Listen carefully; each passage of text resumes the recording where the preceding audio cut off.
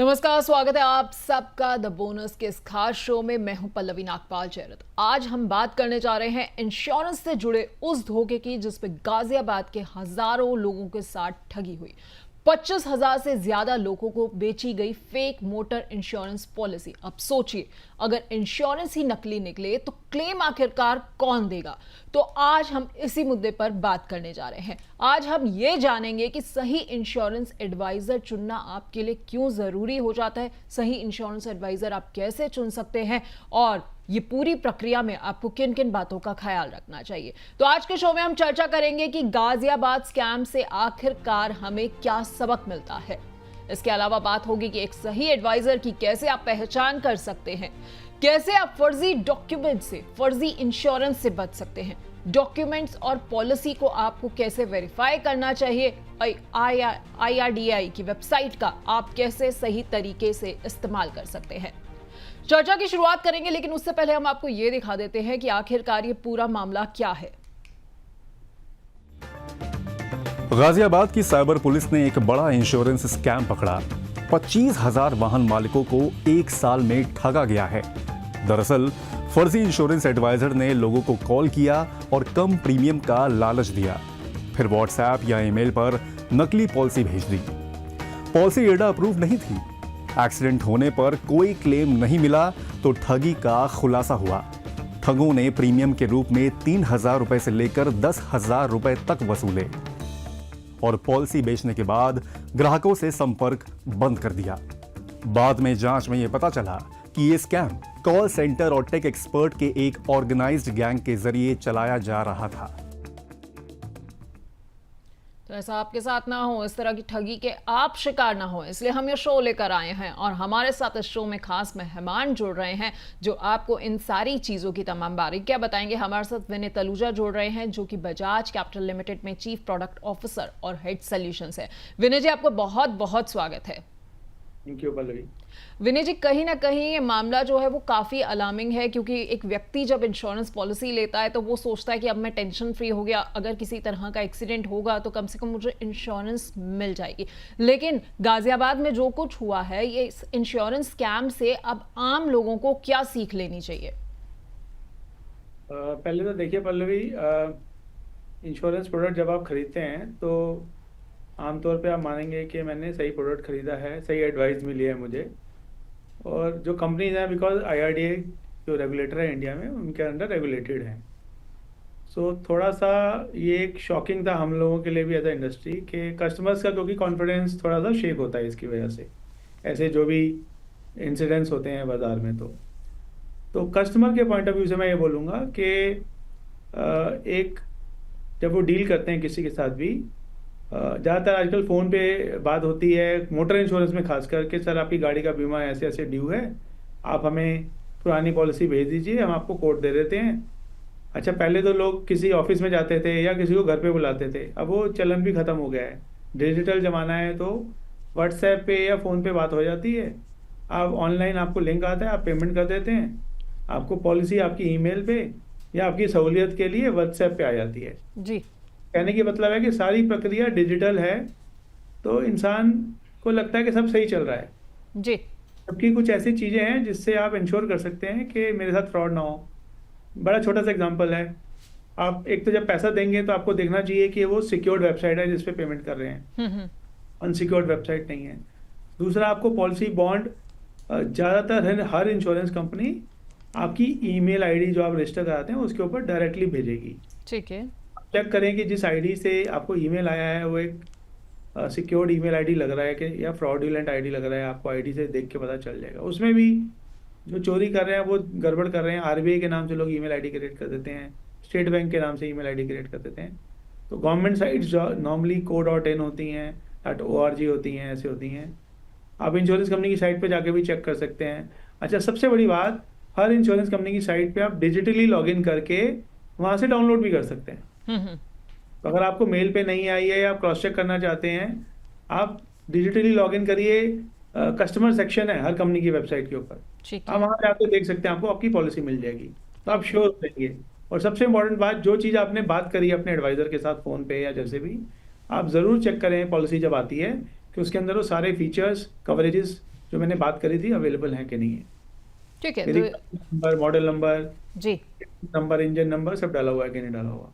ठीक है सही, आपने बहुत अच्छी इन्फॉर्मेशन जो दी है वो हमारे तमाम व्यूअर्स को दी है कि आपको वेबसाइट जो है एक बार अच्छे से देख लेनी चाहिए। डिजिटली आप किसी पे भरोसा कर रहे हैं तो छोटे छोटे स्टेप्स जो विनय सर ने बताए हैं, आप पॉलिसी देखिए कि आपके पास कंपनी आईडी से आई है कि नहीं आई है। आप पॉलिसी को कंपनी वेबसाइट से जो है डाउनलोड भी कर सकते हैं। छोटी छोटी चीज़ें जो है आपको क्रॉस चेक करना ज़रूरी हो जाता है। लेकिन सर हम लोग ना जितने भी हमारे दर्शक हैं या हम आम आदमी की भी बात करें तो हम लोग जो है हमेशा इंश्योरेंस एडवाइज़र या एजेंट्स के थ्रू जो है पॉलिसी लेने में विश्वास करते हैं। हमें लगता है कि कोई हमें थोड़ी बहुत सलाह देगा, हमें अच्छे से बता पाएगा। कई बार थोड़ा मन में ये भी लालच आ जाता है कि कुछ प्रीमियम में, पहले प्रीमियम में डिस्काउंट भी मिल जाएगा। तो ऐसे में मैं आपसे पहले एक चीज समझना चाहूंगी कि एक कंपनी एजेंट जो होता है और एक इंडिपेंडेंट एडवाइजर होता है, इन दोनों में आखिरकार अंतर क्या होता है? क्योंकि व्यक्ति जो होता है वो कई बार इंडिपेंडेंट एडवाइजर के पास भी जाता है, कभी हम कंपनी एजेंट्स के पास भी जाते हैं, तो इन दोनों में अंतर समझना जरूरी हो जाता है।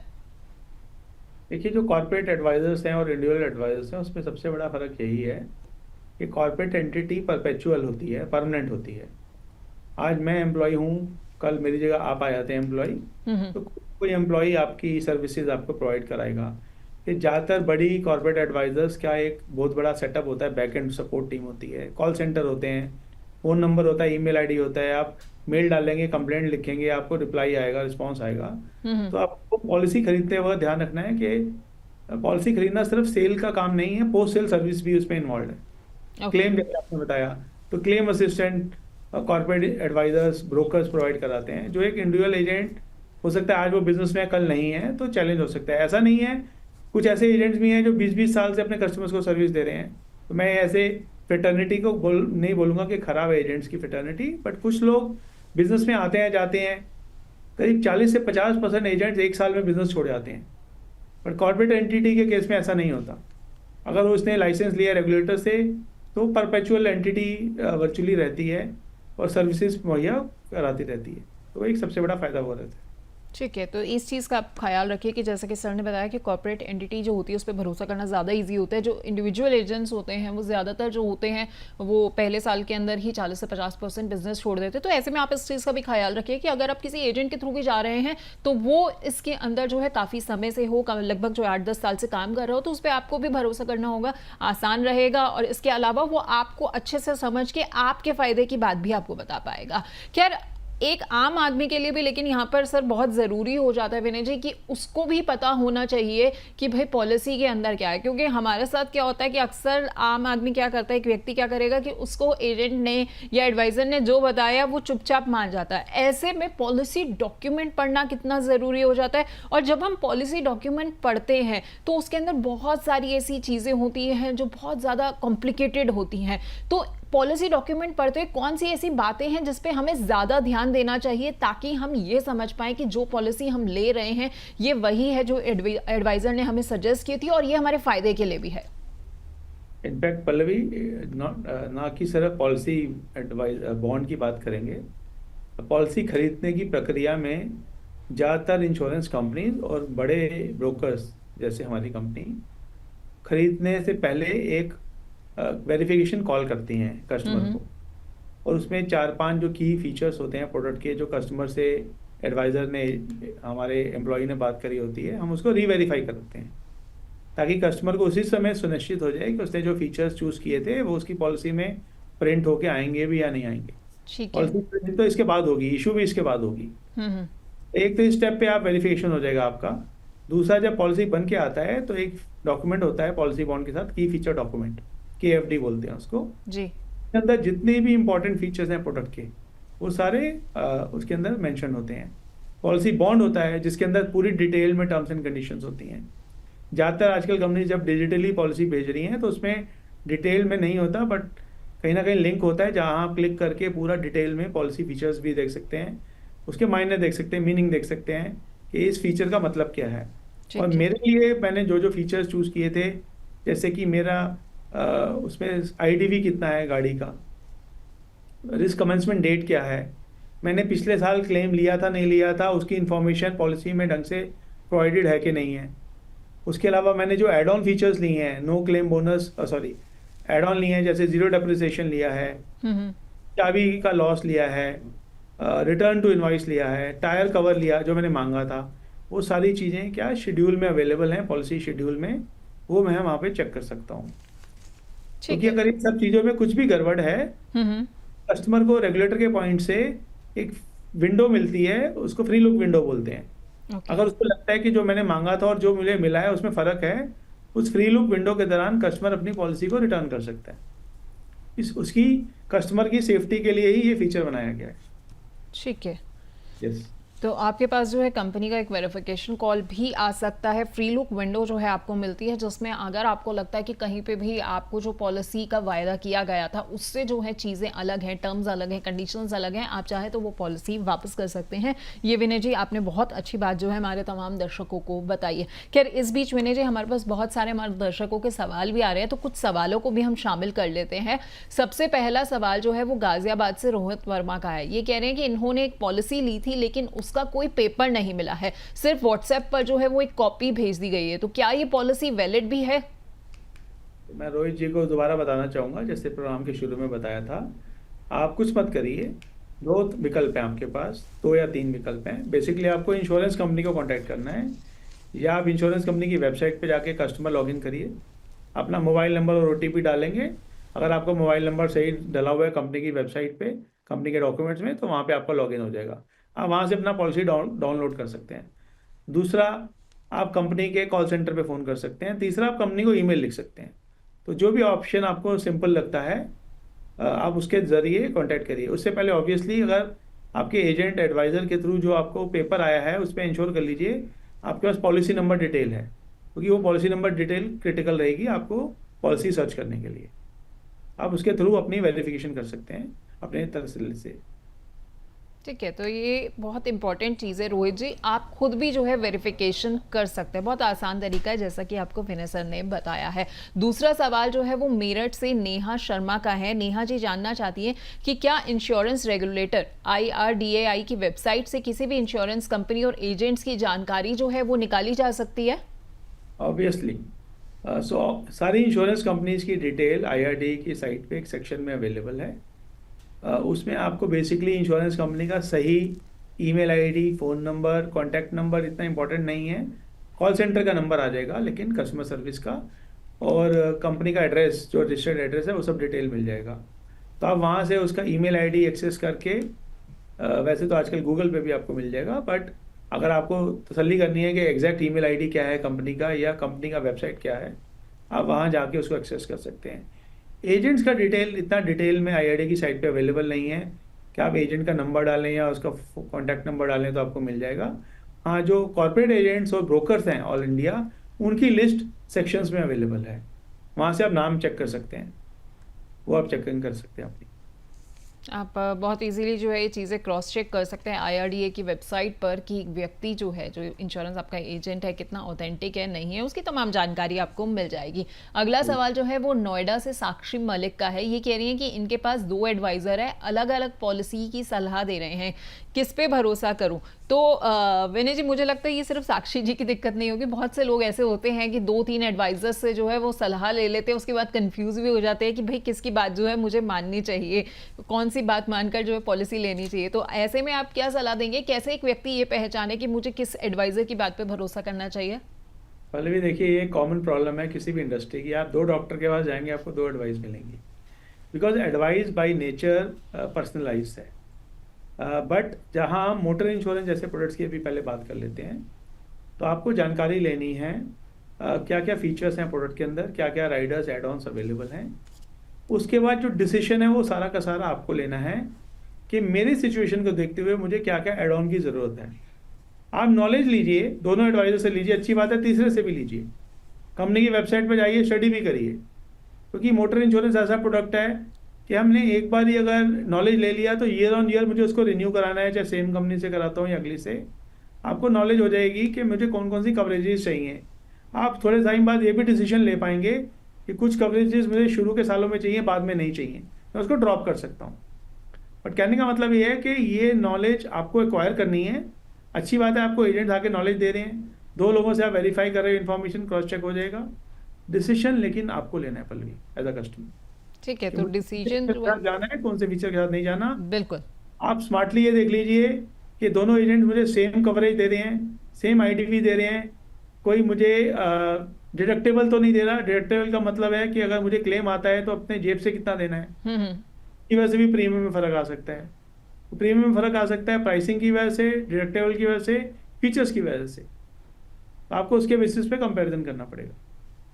तो आपको कंपैरिजन जो है वो एक बार देखना पड़ेगा कि भाई कौन से इंश्योरेंस एजेंट के एडवाइज़र की आपको बात जो है सुननी है। आप दोनों के पॉलिसीज़ के फीचर्स कवर कर चेक कर लीजिए और उसके बाद जो है अपना फैसला लीजिएगा। तो विनय जी, मैं आपके पास वापस आऊँगी, हमारी चर्चा को हम आगे बढ़ाएंगे, लेकिन इस बीच में मेरे साथ हमारे सहयोगी अभिषेक जुड़ गए हैं। अभिषेक से ना ये समझ लेते हैं कि इंश्योरेंस एजेंट जब आप चुनते हैं तो किन किन चीज़ों का ख्याल रखना चाहिए। अभिषेक जो है ना बड़ी दिलचस्प सी एक चेकलिस्ट लेकर आए हैं जिससे आपको बहुत आसानी हो जाएगी जब आप अपने लिए इंश्योरेंस एजेंट चुनेंगे। Thank you Pallavi. Insurance agent चुनना आपकी वित्तीय सुरक्षा के लिए उतना ही ज़रूरी है जितना कि इंश्योरेंस पॉलिसी चुनना होता है। तो ऐसे में एक चेकलिस्ट है जिसको आपको बिल्कुल भी चेक करना चाहिए, उसको इग्नोर नहीं करना है। हम उस चेकलिस्ट को आपके लिए लेकर आए हैं। ऐसे कौन से पॉइंट्स हैं जब आप इंश्योरेंस एजेंट को सिलेक्ट करें, तो ऐसी कौन सी बातें हैं जिनको आपको ध्यान में रखना है। तो यहाँ पर आप स्क्रीन पर देख सकते हैं कि एजेंट से वैध एडा लाइसेंस नंबर ज़रूर मांगे। इंश्योरेंस रेगुलेटर एडा जो होता है वो इंश्योरेंस एजेंट्स को लाइसेंस नंबर इशू करता है, तो वो आप ज़रूर मांगे। और उसको क्रॉस चेक करने के लिए आप एडा की साइट पर या फिर इंश्योरेंस कंपनी की साइट पर भी जा सकते हैं, जिससे कि एक वेरिफिकेशन हो जाएगा कि इंश्योरेंस एजेंट जो है वो एक जेन्युइन है, फेक नहीं है, फर्जी नहीं है। दूसरा पॉइंट ये है कि एजेंट जिस इंश्योरेंस कंपनी से जुड़ा है उसका आईडी कार्ड होना बिल्कुल बहुत ज़रूरी होता है। तमाम कंपनीज होती हैं और इंश्योरेंस एजेंट जो होते हैं वो उसको एक तरह से रिप्रेजेंट करते हैं, तो उनके पास आईडी कार्ड होना लाजमी है। ऐसे में उनके आईडी कार्ड आप ज़रूर मांगें और उसको भी चेक करें, उसको वेरीफाई करें। तीसरा पॉइंट, अच्छा एजेंट आपको कवरेज, प्रोसेस, एक्सक्लूजन सब अच्छे से समझाएगा, इसमें कोई भी कोताही नहीं बरतेगा। आराम से इसके बारे में आपको जानकारी देगा और कुछ भी सवाल अगर आपके होते हैं तो वो भी उसकी जानकारी उसको धैर्यपूर्वक देना बहुत ज़रूरी है, पेशेंटली देना बहुत ज़रूरी है। इनकेस अगर वो ऐसा नहीं करता है तो फिर आप इसको रेड फ्लैग समझ सकते हैं एक तरह से। अगर एजेंट आपको जल्दी से पॉलिसी लेने को कहे, यानी कि वही बात जो मैंने कही कि पेशेंटली अगर वो आपकी बातें नहीं सुन रहा है और हड़बड़ी में है कि यही पॉलिसी बहुत अच्छी है, इसके अलावा कोई पॉलिसी आपके लिए मुनासिब नहीं है, आपकी बातें नहीं सुन रहा है, दूसरे ऑप्शंस नहीं दिखा रहा है, तो एक तरह से ये भी गलत होगा। तो इंश्योरेंस जो एजेंट होगा वो जल्दी में अगर पॉलिसी आपको बेचने की कोशिश कर रहा है तो फिर इस पर भी आपको थोड़ा सा सतर्क हो जाना चाहिए। बढ़ते हैं आगे। अच्छा एजेंट आपकी ज़रूरत के हिसाब से सुझाव देगा, ना कि आपके अपने टारगेट को पूरा करने के लिए। कई सारी कंपनीज जो होती हैं, कई सारे इंश्योरेंस एजेंट होते हैं, उनको टारगेट्स मिले होते हैं कंपनी से, जितना जल्दी हो सके उसको निभाना होता है। तो ऐसे में वो अनर्गल जो आपको सूटेबल इंश्योरेंस पॉलिसी नहीं भी होगी तो उसको बेचने की वो कोशिश करेंगे। तो ऐसे एजेंट से भी आपको सावधान रहना है। तो आपकी ज़रूरत के हिसाब से वो आपको जो पॉलिसी होगी वो बेचेगा। ऐसे चक्कर में ना पड़ेगा कि मतलब वो कुछ भी आपको ऑप्शन बेचे जा रहा है और आप उसके बारे में कुछ भी क्रॉस चेक नहीं कर रहे हैं। तो ऐसे चीज़ों से भी आप दूर रहिएगा। क्लेम कैसे फाइल होता है, कितना समय लगता है, ये सब अच्छे से बताएगा। क्लेम जब आप फाइल करेंगे तो उसमें कितना समय लगता है, क्या प्रोसेस होता है, क्या पेपर वर्क लगते हैं, ये सारी चीज़ें वो आपको ध्यानपूर्वक आराम से समझाएगा। इसको भी आप अपनी चेकलिस्ट में रखें। एजेंट सिर्फ पॉलिसी बेचकर गायब ना हो बल्कि क्लेम के समय भी मदद करे। एजेंट ने आपको पॉलिसी बेच दी और उसका काम खत्म हो गया, अगर ऐसा है और वो आपको बाद में दोबारा कांटेक्ट नहीं करता है या आपके कांटेक्ट करने पर वो रिस्पॉन्ड नहीं करता है, तो ये भी एक तरह से बहुत गलत है। ऐसे एजेंट से भी आपको सावधान रहने की ज़रूरत है। कुछ और पॉइंट्स हैं जो कि मैं आपको थोड़ा सा और इसके बारे में विस्तार से बताना चाहूँगा। एक अच्छा एजेंट जो होगा वो आपकी उम्र, परिवार, आपकी फाइनेंशियल गोल जो होंगे, आपके रिस्क एपेटाइट को ध्यान में रखते हुए एक तरह से आपको इंश्योरेंस पॉलिसी जो होगी वो रिकमेंड करेगा। इसके अलावा क्या उसने क्लेम में मदद की है इससे पहले, अगर इससे पहले कई सारे ऑब्वियस सी बात है कि जब उसने इंश्योरेंस पॉलिसी दी है तो फिर कई सारे कस्टमर्स होंगे जो उसे क्लेम के वक्त उसके कांटेक्ट किया होगा, तो उसने क्या उनकी मदद की है, कितना समय लगा है क्लेम को प्रोसेस करने में, कितना समय लगा है क्लेम को रेज करने में। अगर उसने ऐसे किया है तो ये बहुत अच्छी बात है। इसके अलावा कभी गलत वादा या गारंटी नहीं देगा, मतलब ऐसा नहीं कहेगा कि इसमें 100% क्लेम आपको मिल जाएगा या फिर इसमें पैसा डबल हो जाएगा। ऐसे अनर्गल वादे वो नहीं करेगा। अगर ऐसा कर रहा है तो आप समझ जाइए कि ये इंश्योरेंस एजेंट और इसकी जो पॉलिसीज़ हैं वो फेक हैं, उसके चक्कर में आपको नहीं पड़ना है। खुद इंश्योरेंस उसने लिया है कि नहीं, ये भी आप उससे पूछ लीजिए कि अगर उसने जो इंश्योरेंस पॉलिसी वो बेच रहा है क्या खुद भी उसने अगर उसको लिया है, तो एक तरह से ये एक अच्छा संकेत है, आप उस एजेंट की बातों पर विश्वास कर सकते हैं।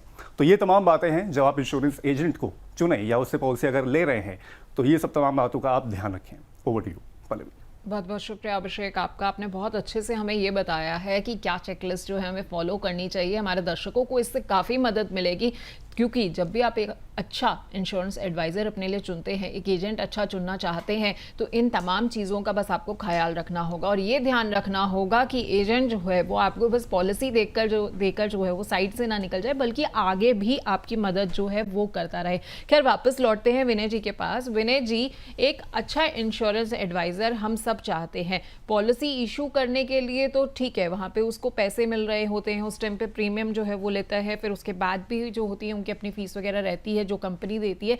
लेकिन जब क्लेम की बारी आती है तो हमने अक्सर देखा है कि एडवाइजर्स जो होते हैं उस प्रक्रिया में मदद नहीं करना चाहते हैं। तो अगर मैं एक अच्छे एडवाइज़र की बात करूं तो वो क्लेम प्रोसेस में पूरी हेल्प करता है, नहीं करता है, और उससे उनको भी कुछ फ़ायदा मिलता है क्या क्लेम प्रोसेस से? सबसे बड़ा फायदा मिलता है, उनकी रिलेशनशिप बरकरार रहती है। और जैसे अभिषेक बोल रहे थे कि हर एजेंट का टारगेट होता है, ऑब्वियसली सेल्स में है तो टारगेट होगा, बट जब तक आपके कस्टमर सेटिस्फाइड नहीं है, आपको एक्स्ट्रा बिजनेस, अगला बिजनेस नहीं आ पाएगा। हमारे बिजनेस में हम 3 जनरेशन के आप इन्वेस्टर्स को डील कर रहे हैं। मतलब 30 साल 40 साल से लोग बजाज कैपिटल के साथ जैसे जुड़े हुए हैं, वो इसीलिए जुड़े हुए हैं बिकॉज हम कस्टमर्स को सर्विस दे पा रहे हैं, तो उनको अच्छा लगता है, तो अपने रिलेटिव्स को, अपने बच्चों को आके बोलते हैं कि आप किसी एजेंट के पास जाइए, इनसे डीलिंग करिए। सो बहुत इम्पॉर्टेंट है कि पॉलिसी बेचते वक्त नहीं, लेकिन किसी भी तरह की सर्विस है, खासकर की claim which is a moment of truth in any insurance policy, service के टाइम पे एजेंट को हमेशा तत्पर तैयार रहना चाहिए। कस्टमर के साथ कंधे के कंधा मिला के उसकी सर्विस कराएं, हेल्प कराएं। क्लेम में कहीं डॉक्यूमेंटेशन में ज़रूरत है, कहीं इंश्योरेंस कंपनी से लड़ाई करनी है, फैक्ट्स पहुंचाने हैं, उसमें मदद कराएं। इन्फॉर्मेशन लेके आनी है, इन्फॉर्मेशन पहुंचानी है, तो इन सारी प्रक्रिया में एजेंट एक बहुत बहुमूल्य रोल निभाता है। और जो अच्छे एजेंट्स हैं, जो लाइफ टाइम सर्विस दे पा रहे हैं अपने क्लाइंट्स को, वही इस बिज़नेस में बरकरार हैं। बाकी सब लोग, जैसे मैंने बताया, आज हैं कल नहीं है। ये आपने बहुत अच्छी बात बोली है कि जो लाइफ टाइम सर्विस अपने क्लाइंट्स को, अपने कस्टमर्स को दे रहे हैं, वही जो है इस बिजनेस में टिके भी हुए हैं। लेकिन कई बार ना विनय जी, हमने ये देखा है कि जब कोई एडवाइज़र जो है पॉलिसी दे रहा होता है या बता रहा होता है, बेच रहा होता है, वो बहुत ज़्यादा कई बार प्रेशर बनाने लग जाता है। मेरे साथ भी ऐसे हाल फिलहाल में हुआ था। मैंने किसी पॉलिसी के बारे में पता किया तो उन्होंने तुरंत कहा कि आप जो है आज अगर भर देंगी ये पॉलिसी तो आपको जो है वो EMI ऑप्शन मिल जाएगा, नहीं तो कल से हम EMI ऑप्शन नहीं दे रहे। तो कहीं ना एक ये फोमो क्रिएट करना होता है कि भाई आपने अगर आज नहीं किया तो आपको ये ऑप्शन नहीं मिलेगा, वो ऑप्शन नहीं मिलेगा। तो हम क्या इसे एक रेड फ्लैग की तरह मान लें कि भाई क्यों एक व्यक्ति जो है हमें चाह रहा है कि आज ही हम वो पॉलिसी ले ले, जो कि 2-3 दिन बाद भी आराम से व्यक्ति सोच समझ के ले सकता है?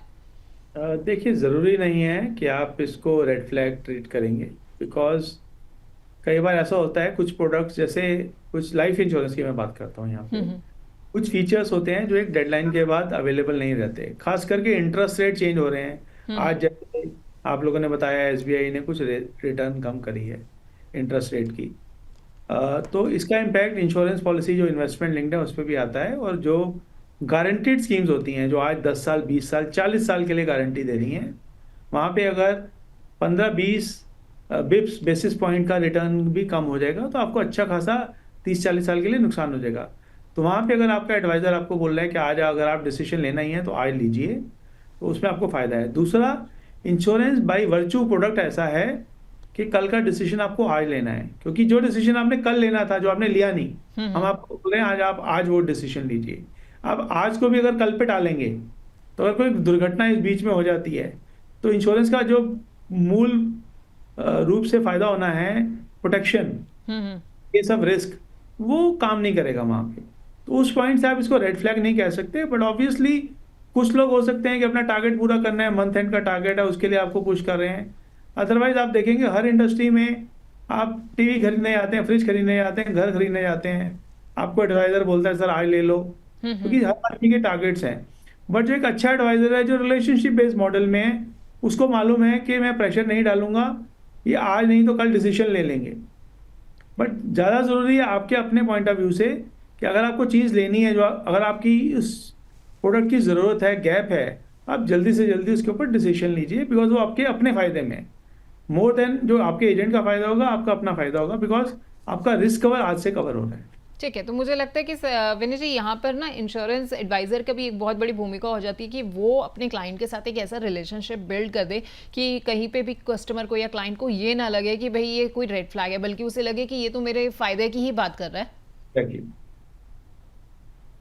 बिल्कुल, तो यहाँ पर जो है वो दोनों तरफ से ज़िम्मेदारी बन जाती है। आपकी भी ज़िम्मेदारी है एक व्यूअर के नाते, एक क्लाइंट के नाते कि आप भी अपने इंश्योरेंस एडवाइज़र से जब आप बात कर रहे हैं तो उसको अच्छे से समझिए, उससे सवाल जो है ज़रूर करिए, और एडवाइज़र की भी यहाँ पे ज़िम्मेदारी बन जाती है कि वो आपके अंदर वो भरोसा जगा पाए जिससे आपको ये ना लगे कि वो आपके वो अपना सिर्फ टारगेट पूरा कर रहा है, बल्कि ऐसा लगे कि आपके भले की ही बात कर रहा है। खैर, हमारे पास कुछ और दर्शकों को भी विनय जी सवाल आ रहे हैं, तो कुछ और सवालों को भी शामिल कर लेते हैं। जयपुर से रीना साहू का सवाल है, ये कह रही है कि मेरे पापा की पॉलिसी पर क्लेम नहीं मिल रहा है क्योंकि एडवाइजर ने गलत डिटेल्स भर दी थी, अब क्या किया जा सकता है। हालांकि इन्होंने ये नहीं बताया कि किस तरह के क्लेम की ये बात कर रही हैं, लेकिन अगर ये कोई हेल्थ क्लेम वगैरह हो तो ऐसे में क्या करना चाहिए विनय जी? फर्स्ट ऑफ ऑल रीना जी को और सारे दर्शकों को मैं बताना चाहूँगा कि रेगुलेशंस के पॉइंट ऑफ व्यू से और लीगल पॉइंट ऑफ व्यू से इंश्योरेंस का जो डॉक्यूमेंटेशन है वो एक कॉन्ट्रैक्ट है इंडियन कॉन्ट्रैक्ट एक्ट के अंदर, और ये कॉन्ट्रैक्ट एक कस्टमर और एक इंश्योरेंस कंपनी के बीच में, इसमें एजेंट का बीच में कॉन्ट्रैक्ट में कहीं रोल नहीं है, लार्जली रोल इंश्योरेंस कंपनी और कस्टमर का है। सो जो प्रपोजल फॉर्म है भरते हैं आप, टेक्निकली एंड लीगली वो फॉर्म कस्टमर को अपने हाथ से खुद भरना है। आजकल डिजिटल एज का ज़माना है, आप बोलेंगे डिजिटल फॉर्म तो मैं नहीं भरता हूँ, कोई मेरे बिहाफ पे भरता है, पर आपने देखा होगा अगर आपका एजेंट आपका फॉर्म भर रहा है तो वो फॉर्म का भरा हुआ एक लिंक आपको भेजता है और आपसे OTP मांगता है। वो OTP बहुत इंपॉर्टेंट है दोस्तों। उस OTP के ज़रिए आप कंफर्मेशन दे रहे हैं कि हाँ मैंने सारी डिटेल्स पढ़ ली हैं और ये मेरे हिसाब से मेरे अनुसार भरी गई हैं और मैं इसको ऑथेंटिकेट कर रहा हूँ। तो OTP देते वक्त आप मना कर सकते हैं कि ये डिटेल्स 4 डिटेल्स मैंने गलत भरी हुई हैं, मुझे कुछ और पता नहीं थी मुझे। बट एक बार अगर OTP दे दिया, आपका प्रपोजल फॉर्म इंश्योरेंस कंपनी को चला गया, आपकी पॉलिसी बन के आ गई, तो लीगली आपके बताए अनुसार इंफॉर्मेशन के बेसिस पे इंश्योरेंस कंपनी ने आपका प्रपोजल एक्सेप्ट किया है और आपको पॉलिसी इशू करी है। अब इसके बाद अगर कुछ आप बोलते हैं जी फ्रॉडुलेंट हुआ है, मैंने फॉर्म नहीं भरा था, किसी और ने भरा था, लॉ आपका सपोर्ट अनफॉर्चुनेटली नहीं करेगा अनलेस आप प्रूव करें कि OTP मेरे से तो लिया ही नहीं गया, किसी और ने भर दिया, फ़ोन नंबर मेरा नहीं है, ईमेल आईडी मेरा नहीं है जिससे OTP गया है। उसी केस में आप इंश्योरेंस कंपनी पे केस वापस कर सकते हैं कि मेरा पैसा वापस करा जाए, या फिर आप ओम्बड्समैन में जाएंगे, आप एक रीजनेबली अपना केस प्रेजेंट करेंगे और हो सकता है ओम्बड्समैन इस केस में थोड़ा सा आपके पक्ष में सॉल्यूशन दे दे। तो ये एक प्रक्रिया है। ठीक है, तो रीना जी इसमें 2 सूरत जो है वो विनय जी ने बताई हैं। पहला ये है कि अगर तो आपने OTP दिया है, इसका मतलब आपने सब कुछ देखा समझा भला, उसको भी सब कुछ अच्छे से परखा है फॉर्म को, उसके बाद OTP दिया हुआ है, तो इसमें आप कुछ भी साबित नहीं कर पाएंगे। लेकिन अगर आपका ईमेल आईडी या भी आपका फ़ोन नंबर जो है वो गलत डाला हुआ है उस फॉर्म के अंदर, और आप ये साबित कर सकते हैं कि आपसे तो OTP लिया नहीं गया, यानी कि आपने जो है वेरीफाई नहीं की थी डिटेल्स, तो वहाँ पर जो है कुछ आगे हो सकता है और आप जो है कंपनी में कंप्लेंट से शुरुआत कर सकती हैं। अगला सवाल जो है वो राहुल खत्री का है भोपाल से। ये कह रहे हैं कि अगर एडवाइजर ने पॉलिसी बेचने के बाद फोन उठाना ही बंद कर दिया है तो ऐसे में मैं क्या करूं। ये मुझे लगता है विनय जी बहुत ज़्यादा दिक्कत रहती है, क्योंकि पॉलिसी जो है वो ले ली जाती है, उसके बाद अगर किसी तरह की दिक्कत आती है, कोई कन्फ्यूजन होती है, तो कई बार एडवाइजर्स कॉल भी नहीं उठाते हैं। तो ऐसे में एक आम आदमी को क्या करना चाहिए? देखिए, जैसे मैंने बताया कि अगर आपने किसी कंपनी के थ्रू खरीदा है, ब्रोकर या कॉर्पोरेट एजेंट के थ्रू, तो उनका कॉल सेंटर है, उनकी ईमेल आईडी है जहाँ पे आप कंप्लेंट कर सकते हैं या कांटेक्ट कर सकते हैं। अगर एक इंडिविजुअल एजेंट था तो फिर आपको एजेंट के थ्रू माध्यम से या तो बात करनी पड़ेगी या फिर इंश्योरेंस कंपनी नियरेस्ट ब्रांच में आप जाके बात करें अपनी पॉलिसी से रिलेटेड सर्विसिंग, क्योंकि हर इंश्योरेंस कंपनी की अपना एक डेस्क होता है, अपनी ब्रांचेज होती हैं। आप नियरेस्ट ब्रांच में जाइए और वहाँ पे अपनी सर्विस रिलेटेड जो भी आपकी क्वेरी है आप उनसे बात कर सकते हैं। तो दोनों विकल्प आपके पास अवेलेबल हैं। और अगर अगले साल ये एजेंट आपको सर्विस नहीं दे रहा और मोटर और हेल्थ इंश्योरेंस अगर है, तो आप इंश्योरेंस कंपनी को बोल सकते हो कि मुझे इस एजेंट के थ्रू रिन्यू नहीं करानी, मुझे एजेंट चेंज करना है अपना, वो ऑप्शन भी आपके पास है। ठीक है राहुल जी, तो इस तरीके से जो है या तो आप कंप्लेन कर सकते हैं जाकर कंपनी में, या फिर आप अगले साल आप जो है एजेंट ही चेंज करा लीजिएगा। अगला सवाल मनीषा अग्रवाल का है फरीदाबाद से। इनका सवाल बड़ा दिलचस्प है। ये जानना चाहती हैं कि एजेंट जो होते हैं वो कोई परीक्षा पास करते हैं या उनकी ट्रेनिंग होती है जो उसे IRDAI के जरिए जो है मिलती है, या कोई लाइसेंस जो होता है वो IRDAI देती है? ऑब्वियसली बड़ा अच्छा क्वेश्चन है। देखिए, इंडिया में जिसको भी इंश्योरेंस बेचना है, चाहे वो इंश्योरेंस कंपनी है या डिस्ट्रीब्यूटर है, इंडिविजुअल कैपेसिटी में या कंपनी की कैपेसिटी में, सब लाइसेंस्ड हैं। ऐसा नहीं है कि कल मैं उठ के चला जाऊं और पॉलिसी बेचना शुरू कर दूं आपको और इंश्योरेंस कंपनी से टाई अप कर लूं। तो हर प्रक्रिया में मेरा लाइसेंस लगेगा, और वो लाइसेंस या तो IRDAI डायरेक्ट देता है या इंश्योरेंस कंपनी के माध्यम से देता है। और उस लाइसेंस को देने से पहले मेरा एक मिनिमम नंबर ऑफ ट्रेनिंग्स होता है और मुझे एक एग्ज़ाम पास करना पड़ता है एज ए एजेंट। तो ये पूरी प्रक्रिया के बाद ही मुझे लाइसेंस मिलता है। उस लाइसेंस के ज़रिए regulator wants to make sure कि आपकी नॉलेज लेवल उस एरिया में एडिक्वेट है और आप स्किल्ड हैं उस प्रोडक्ट को बेचने के लिए। तो रेगुलेशंस और गवर्नमेंट ने कुछ हद तक कंट्रोल करने की कोशिश करी है कि लाइसेंस व्यक्ति ही हिंदुस्तान में बेच सके इंश्योरेंस, और एक प्रक्रिया से लाइसेंस प्राप्त करता है। तो मनीषा जी, एक पूरी एक प्रक्रिया है, उसके बाद ही है लाइसेंस जो है वो मिलता है, ताकि कोई ऐसा ना हो कि कल कोई एक व्यक्ति उठ के आ जाए और कह दे कि अब से मैं भी एजेंट बन गया हूँ। नहीं, ऐसा नहीं हो सकता है। चूंकि ये स्पेशलाइज सब्जेक्ट है, इसलिए पूरी इसकी स्पेशलाइज ट्रेनिंग होती है और उसके बाद ही लाइसेंस मिलता है। खैर, हम चूंकि विनय जी अपने शो के अंतिम पड़ाव में आ चुके हैं, अब मैं बस एक चीज़ आपसे आखिर में समझना चाहूँगी। हमने तो बात कर ली कि इंश्योरेंस एजेंट जो है हमें कैसे देखना चाहिए, परखना चाहिए, लेकिन अगर किसी व्यक्ति को अपने इंश्योरेंस एजेंट के खिलाफ जो है कोई शिकायत करनी है, लगता है उसे कि उसके साथ कुछ किसी तरह की धोखाधड़ी हुई है या किसी एजेंट ने उसके साथ कुछ गलत किया है, तो शिकायत ये कहाँ पे करनी चाहिए? क्या प्रक्रिया होती है शिकायत करने की? आपका जो पिछला सवाल था कि अगर मैंने फॉर्म में गलत इन्फॉर्मेशन में मुझे दिख रही है, उसी को आगे बात करते हैं। तो उस केस में कस्टमर क्लाइंट को पास ऑप्शन है कि वो इंश्योरेंस कंपनी में लिखित में या फ़ोन पे कॉल सेंटर में फ़ोन करके कंप्लेंट कर सकती हैं उसके एजेंट के खिलाफ। अगर इंश्योरेंस कंपनी को लगता है कि उस एजेंट के खिलाफ ऐसी बहुत सी कंप्लेंट्स आ रही हैं, तो वो डिटेल्ड में एक्शन लेंगी। एक कंप्लेंट के लिए भी ऐसा नहीं है कि उसको इग्नोर कर देंगी। एक एक कंप्लेंट ट्रैक होती है। हर कंपनी में कमिटीज़ हैं जो ये सारी कंप्लेंट्स को देखती हैं इंश्योरेंस कंपनीज में। और ऐसा ही नहीं है, सिर्फ IRDAI जो रेगुलेटरी बॉडी है, उन्होंने एक सेल बना रखा है जहाँ पे सारी कंप्लेंट्स ट्रैक होती हैं। वो इंश्योरेंस कंपनी से डेटा भी लेती हैं, सारी कंप्लेंट्स को रिव्यू करती हैं, कितनी परसेंटेज कंप्लेंट्स आ रही हैं, किस नेचर की कंप्लेंट आ रही हैं। तो इंडस्ट्री में सारी कंप्लेंट्स ट्रैक हो रही हैं, आप सुनिश्चित रहिए। और उस पर एक्शन भी लिया जाता है, इंक्लूडिंग एजेंट का लाइसेंस टर्मिनेट करना है अगर ज़रूरत पड़ती है तो वो भी होता है। तो आप इस माध्यम से अपनी कंप्लेंट रेज कर सकते हैं।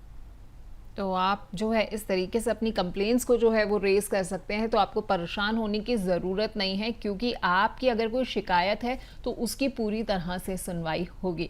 खैर, बहुत बहुत शुक्रिया विनय जी, आप हमारे साथ जुड़े। आपने हमारे दर्शकों को बहुत डिटेल में जो है वो ये आज समझाया है कि कैसे वो एक अपने लिए अच्छा इंश्योरेंस एजेंट जो है वो चुन सकते हैं। एक अच्छा इंश्योरेंस एजेंट जो है वो किस तरीके से जो है उनकी मदद करेगा, सिर्फ इस पॉलिसी को चुनने में नहीं बल्कि क्लेम प्रोसेस में जो है वो भी उसकी अपने जितने भी उनके कस्टमर्स होंगे उनकी पूरी तरह से मदद करेगा। और साथ ही आपने हमें ये भी बता दिया कि अगर हमें शिकायत करनी है तो क्या तरीका है। बहुत बहुत शुक्रिया विनय जी आपका।